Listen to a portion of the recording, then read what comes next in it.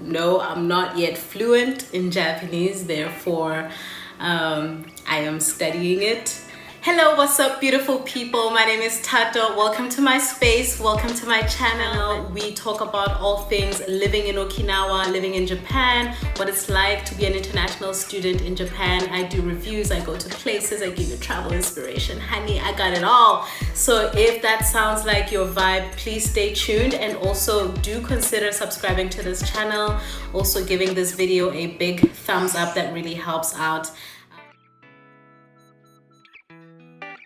For today, what I want to talk about is a question that I receive a lot, especially from people back home. As soon as they hear or they learn that I am studying in Japan, one of the most frequently asked questions is, do you speak Japanese? You know, are you learning Japanese? Are you fluent in Japanese?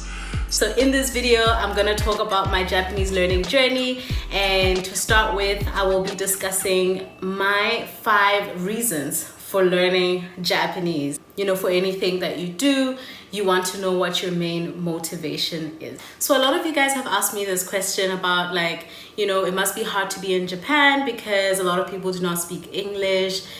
Therefore, do I speak Japanese? And you know, I always answer them individually, but I thought that I should just like kind of break it down and make a series of how I actually learned Japanese and what my journey in learning Japanese has been like so far. So first thing that you guys should know is that, so I attend an international university out here in Okinawa, and everything on campus is basically run in English. So if it's classes, it's seminars, it's workshops, you know, our research in the lab environment, predominantly, you know, things are in English, and technically the policy is that things should be in English. There are a lot of people who come here and, you know, they don't feel the need to learn Japanese at all, because if you stay on campus and you just do your work and you don't really socialize much with the local people, then maybe you don't find a reason to learn Japanese, especially if you don't have like long-term you know, goals of staying in Japan, right? So knowing that my school basically runs in English, you might be wondering, so then what's the point? Why are you learning Japanese? So that's why in this video, I decided that I will tell you guys 5 main reasons why I am studying Japanese. So reason number 1. So my first reason for wanting to study Japanese, honestly, is because I live in a community of people who are predominantly Japanese. I mean, minus the campus itself, we are surrounded by Okinawans who predominantly speak Japanese.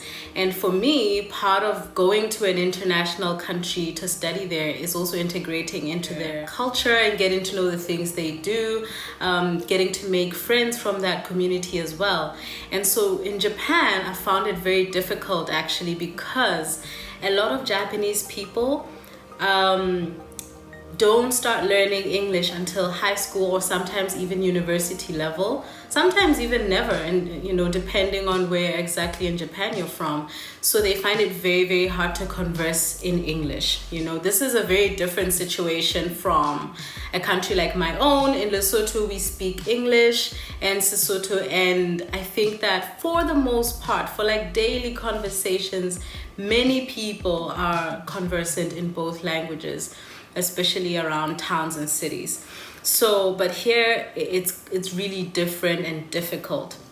So I want to make friends and I want to get to know people from here who might not be comfortable speaking in English. And I feel like it is my duty as an international person here to learn their language rather than, you know, them learning a language I already speak.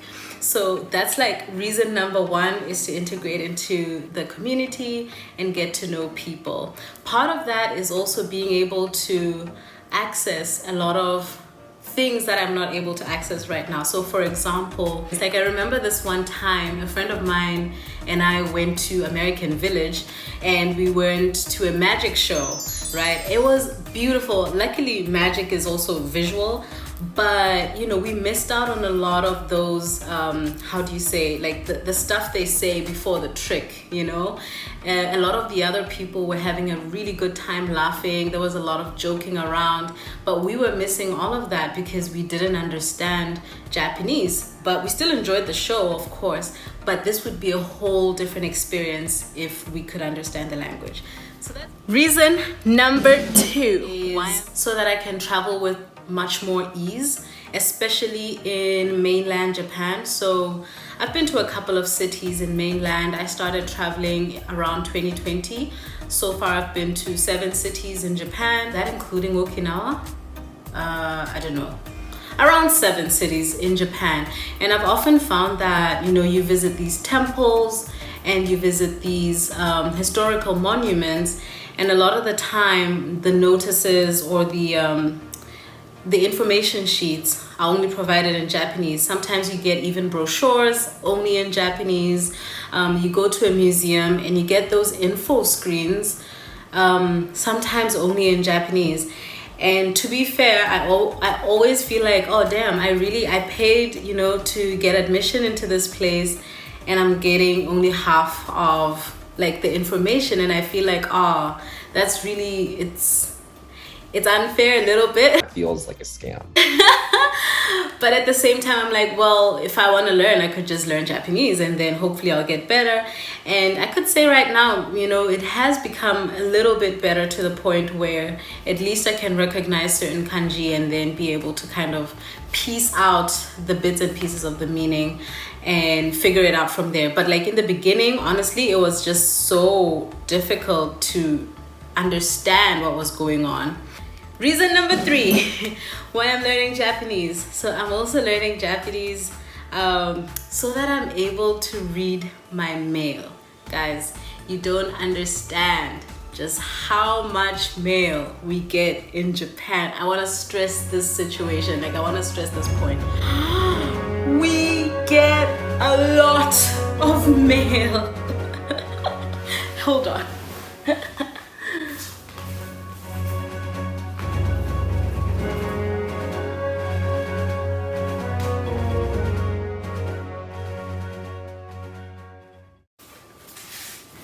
Guys, just to show you, this is legit from today, okay? Like, let's see, this is my car insurance company. That's the Japan Pension Service. This is probably something about my credit card. Like literally, I'm not talking about monthly mail. I'm not talking about weekly mail. Guys, we get mail on the go, like, woo! I think there should be an episode on this channel about how I think Japan, you know, uses too much paper for this kind of thing. I want to be able to read my mail in the sense that everything we get that is official is obviously going to be in Japanese, right? So let's see, is there any sensitive information there?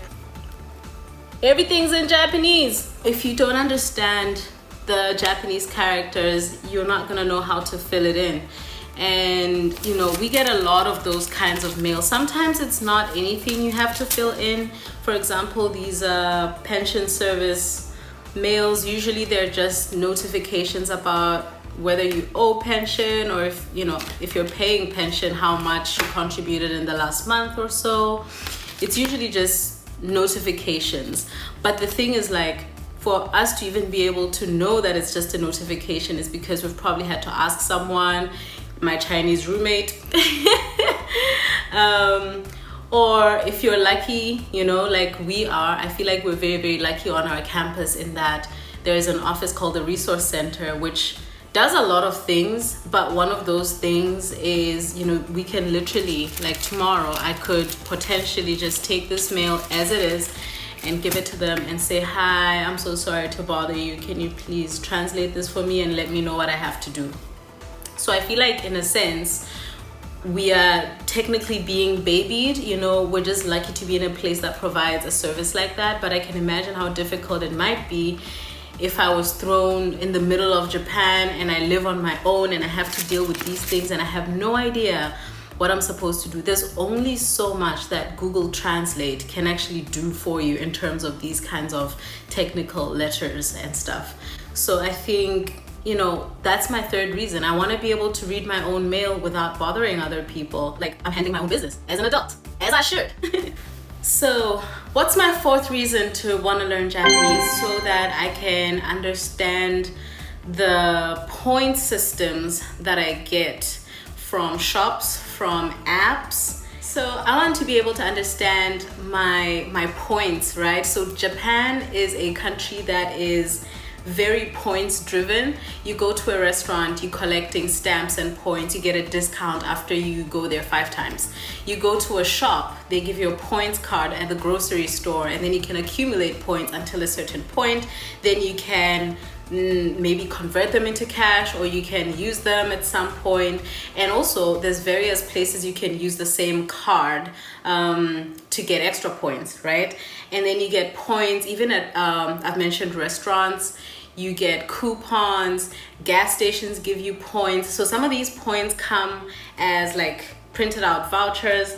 Some of them you get a card and then they get loaded up on your card. Some of them you have to scan a QR code and then get points on your phone. Guys, it's so complicated, and when you go to a lot of places like I do, it gets even more complicated. Now, the fact that I don't understand Japanese means that sometimes I miss out on some of those points I could have collected. And if you know me, I like to use up my free money. So the thing is, like, without a basic grasp of Japanese, some things you're simply unable to do or to understand.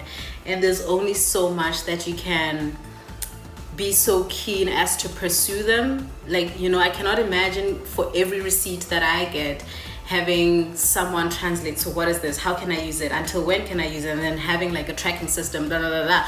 When am I supposed to use these and how do I get them, you know? So it gets a little bit annoying, and I feel like if I knew more Japanese, then I could use my point system more effectively, let's put it that way. So now reason number 5, okay, save the best for last.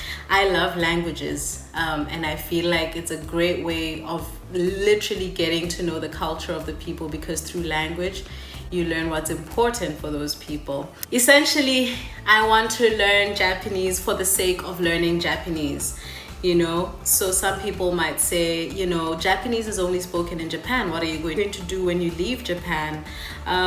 That's a question for future me, you know?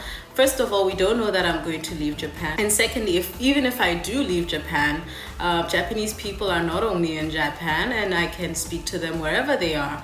I can speak to my friends online in Japanese. Like, it doesn't matter.